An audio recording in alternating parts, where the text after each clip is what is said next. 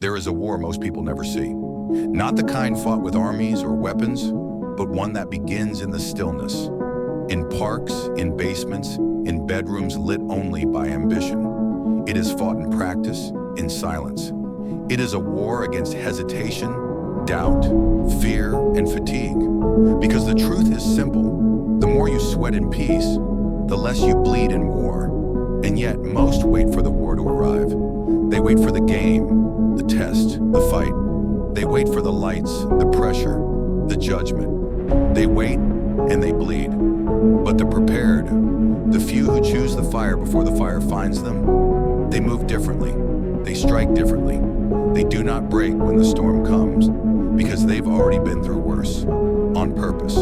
There was a time when fear owned me. Not the dramatic kind that shakes your bones, but the quiet kind. The kind that whispers before you try, the kind that coils in your stomach just as you're about to step forward.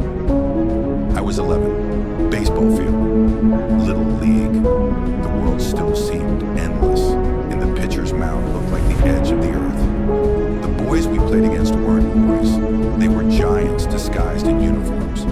They threw like cannons, and when the ball left their hands, it became a bullet. The sound of it cutting through the air. You never forget that sound. It wasn't fun anymore. Batting had become survival, not a game. A test of whether I could stand at the plate without flinching.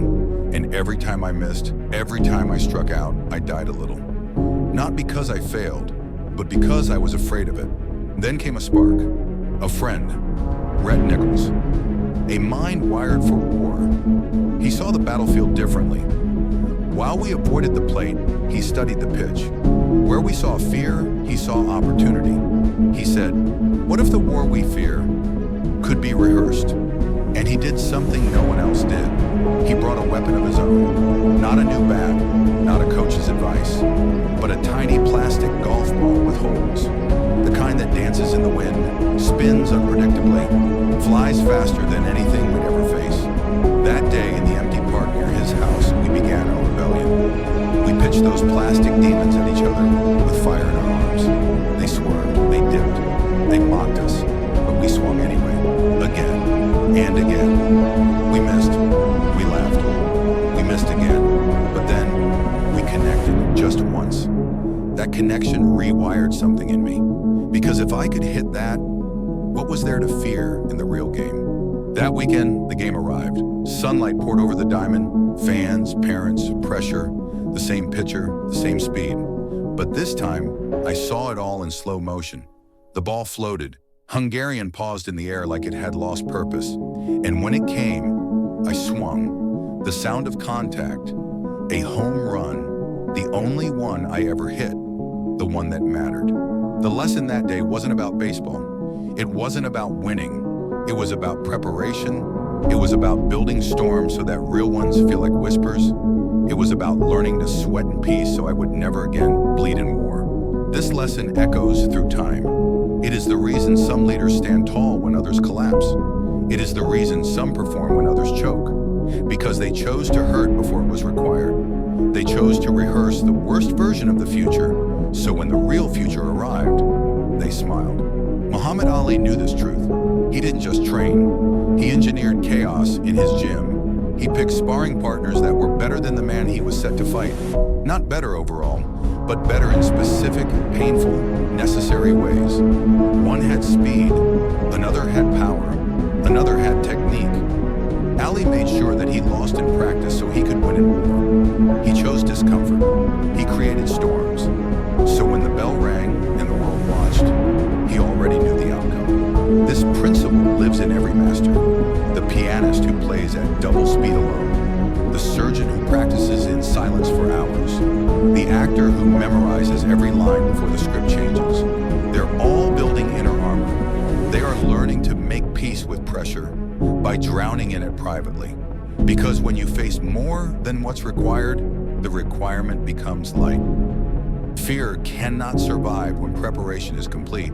It may still whisper, but it loses its voice in the roar of readiness. And yet, most people never go far enough. They prepare just enough, rehearse just enough, train just enough, but just enough isn't enough. It's what breaks you when the unexpected arrives, and it will arrive. So here's the truth, the ugly, liberating truth. If something scares you, find something scarier and do that first.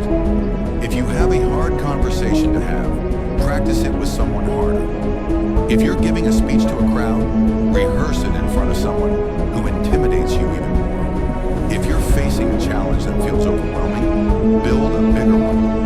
Face it, lose to it, and learn. Because the game you fear now will become a memory once you've fought a greater battle in private. The world doesn't reward those who wait. It rewards the prepared. It rewards the soul that builds resilience in the shadows. The mind that sharpens itself before the world demands sharpness. The body that bleeds in training so it doesn't break in the field. Some wait for the opportunity to rise. Others rise before the opportunity arrives. And when it does, they're already in motion. Train harder than necessary. Rehearse longer than expected. Push further than required. Because when the real moment arrives, when the war begins, you'll have already won. In a quiet park, with a plastic ball and a swing that defied fear. The more you sweat in peace, the less you bleed in war.